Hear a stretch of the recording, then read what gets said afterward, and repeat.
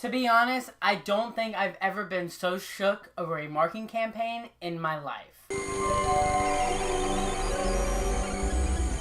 Now, in the Cloverfield Paradox, we follow a group of astronauts who go out to do this space exploration in hopes to save the Earth's energy crisis, but in the process find themselves in a new reality, a darker one from their own. Now, the Cloverfield Paradox has, in my opinion, one of the coolest marketing campaigns I've ever seen in my life. Basically, the whole world is watching the Super Bowl, rooting for all the movie trailers and anyone other than the Patriots, and then what do we see? We see a quick 30-second ad for a movie called the Cloverfield Paradox, which is the next installment in this sort of Cloverfield anthology series, which will be immediately accessible after the game. That blew my mind. In a world of overexposure, when you have months and months of trailers and posters and teasers, expectations and speculations, here we had the film and the film itself. And I have to say, the Cloverfield Paradox is a dumb movie, but I had a blast watching this film, and I definitely would say I'm probably in the minority of people who enjoyed this movie as much as I did. And I'll admit, had this movie come out like any normal movie, I probably wouldn't have enjoyed this movie as much as I had. I found the Cloverfield Paradox to be a very mind-bending,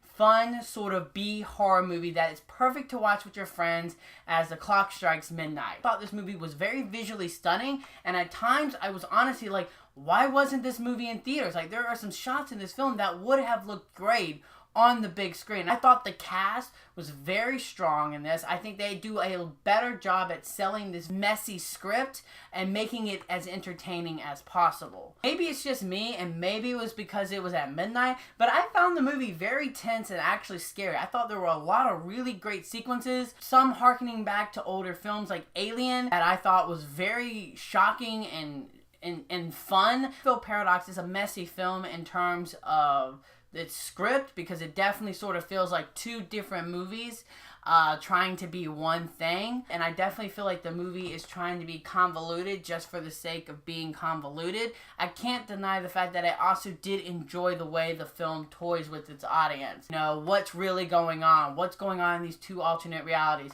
Did these people actually just wipe out the Earth as we know it? Or is there something darker and sinister going on?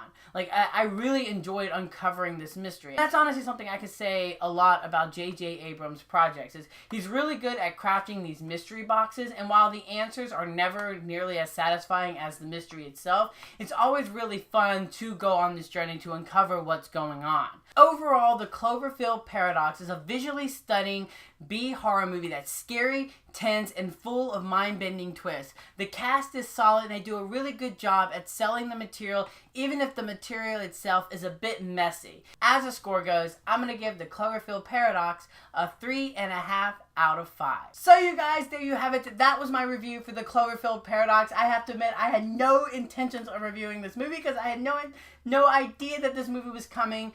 But regardless of the marketing campaign, make sure you let me know in the comment section below, what did you think of this movie? I personally loved it, but I could totally see why some people wouldn't. And also, are you a fan of that final shot? As so on the nose as it was, I kind of loved it. And until next time, you guys, I'm the Slasher Movie Reviewer, and you guys have just been slashed.